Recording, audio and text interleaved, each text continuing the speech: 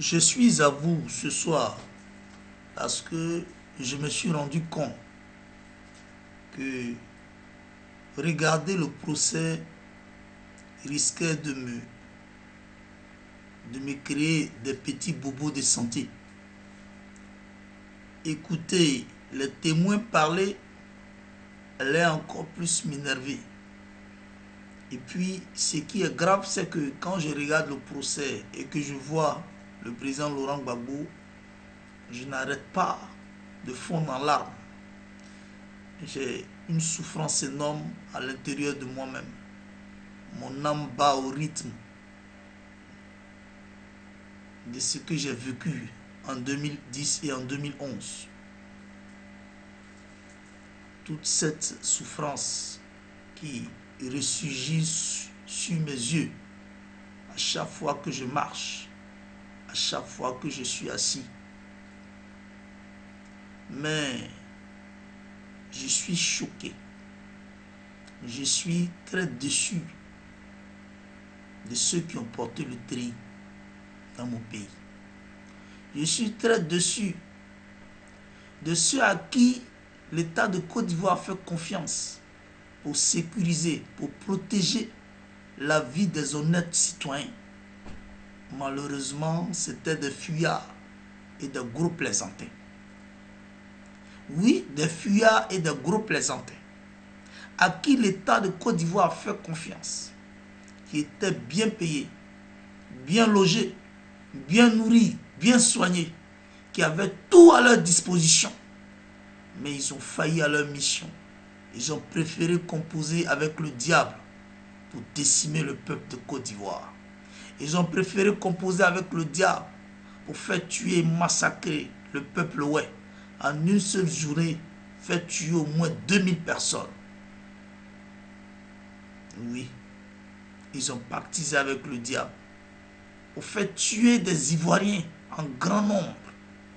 Ils ont pactisé avec le diable pour permettre aux rebelles de s'infiltrer sur tout l'étendue du territoire ivoirien. Ils ont pactisé avec le diable. Pendant que nous étions en train de résister, nous la société civile, nous les jeunes, la jeunesse, nous, la population ivoirienne, et ils étaient cachés. Et ils cherchaient à fuir. Ils se sont rendus au 43 Bima pour d'autres. Ils se sont rendus au Golfe pour d'autres. Et puis, nous étions dans la rue avec le président en train d'être malmené par des balles assassines de Draman Ouattara et de ses envoyés. Chers Ivoiriens, la vérité est en train de surgir. Écoutez ceci.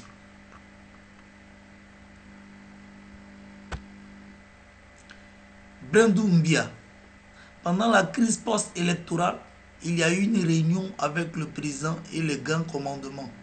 Il y avait le général Mangou Kassaraté, Guébi Point et moi-même de la police. Nous avons demandé au président de quitter le pouvoir. Ce fut la deuxième réunion. La première réunion, c'était entre le président seul et Mangou. Et comme nous n'avions pas de réponse, tous les grands commandements, ils sont allés. Le président Gbagbo n'a pas donné de réponse. Il nous a juste dit, ok, je vous ai compris.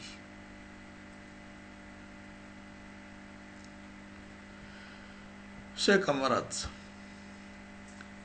ce sont les propos de quelqu'un à qui on a fait confiance. Ce sont les propos de quelqu'un à qui l'État de Côte d'Ivoire fait confiance pour sécuriser la population ivoirienne. Qui lui, il a une famille, il a des enfants. Je suis convaincu qu'il a sécurisé sa famille avant de venir raconter du n'importe quoi aux yeux du président, devant le président. Pourquoi toi, Brendou Mbia, toi tu ne démissionnes pas? Et puis c'est toi qui viens demander au président élu par le peuple de Côte d'Ivoire de démissionner. Pourquoi toi, avec ton groupe là, de Dalton là, votre traîtrise là, pourquoi vous n'allez pas exposer ça ailleurs? Et puis c'est toi qui viens dire à notre président que nous avons élu là, que lui n'a qu'à quitter le pouvoir. Parce que vous êtes qui? C'est vous on a élu. C'est vous qui l'avez voté. C'est vous qui l'avez mis à la tête de la Côte d'Ivoire. Mais vous, on vous a choisi pour sécuriser l'État de Côte d'Ivoire. On vous a choisi pour mourir pour la patrie. Parce que vous avez prêté serment pour ça. Vous êtes payé pour ça. Vous êtes logés, vous êtes bien nourris pour ça. Vos familles sont bien entretenues pour ça. Toi, tu refuses de mourir pour la patrie. Et c'est toi qui viens te mettre devant. Les poches pleines, le ventre bien rempli de ta traîtrise. Et puis à la Cour pénale internationale, tu exposes ça.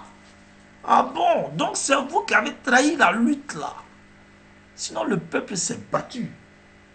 Le peuple s'est battu. Laurent Gbagbo s'est battu.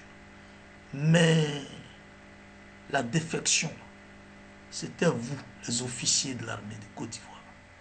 Tous corrompus. Vous tous, vous étiez corrompus. Sauf 2 ou 3. Hein.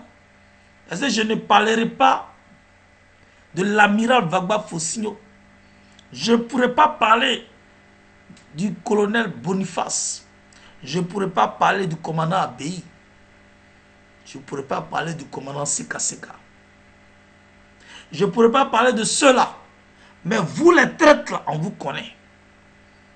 Brendumbia de la police, le général Mangou, le général Kassarate, Guébi Point et tant d'autres. C'est comme ça que vous avez vendu le peuple de Côte d'Ivoire. Nous avons été massacrés, nous avons été malmenés parce que vous avez montré toutes les failles. Vous avez livré des secrets de défense. Vous nous avez entraînés sur le terrain de la mort. Et nous étions visités chaque jour que Dieu fait par des rebelles qui tiraient de partout. Pourquoi l'Ivoirien? Pourquoi certains Ivoiriens même sont comme ça même? Quand c'est pour gueuler là, on est les premiers. C'est pas toi qui as fait vidéo pour dire que Laurent Gbagbo a gagné les élections. Il ne s'agit pas d'être neutre. C'est pas toi Brendumbia là qui l'a fait. Quel est ce discours là?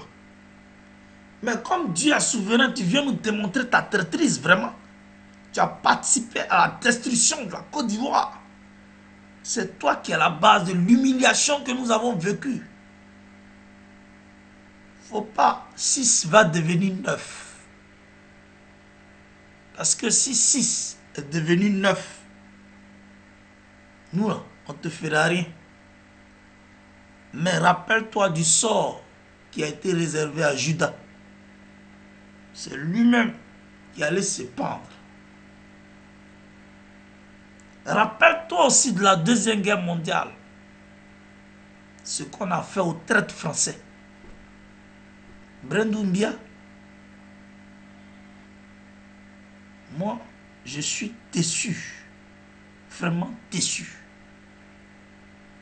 Oui, au pays, nous, on nous disait que toi, tu étais un traître. C'est maintenant que tu confirmes ça. Déjà, toutes les informations que nous avions, c'était pas faux. C'était pas des informations fausses. Tu étais un vrai traître même. Mangou, un gros traître même. Kassarate, un gros traître. Et nous, là, on n'arrivait pas à croire que vous, comme ça, là, vous étiez dans la traîtrise. Gbagbo, Yakou. Si mon père est sorti vivant de ça, ça prouve. Si mon père Laurent Gbagbo est sorti vivant de cette traîtrise-là, vraiment, Dieu l'a protégé. C'est que Dieu a un plan pour nous. Franchement, je suis vraiment abattu quand j'entends ça. Ah, qu'est-ce que vous avez? Non, vraiment. Ok. C'était votre serviteur, Steve Biko, orateur des parlements et Agora. Je vous remercie.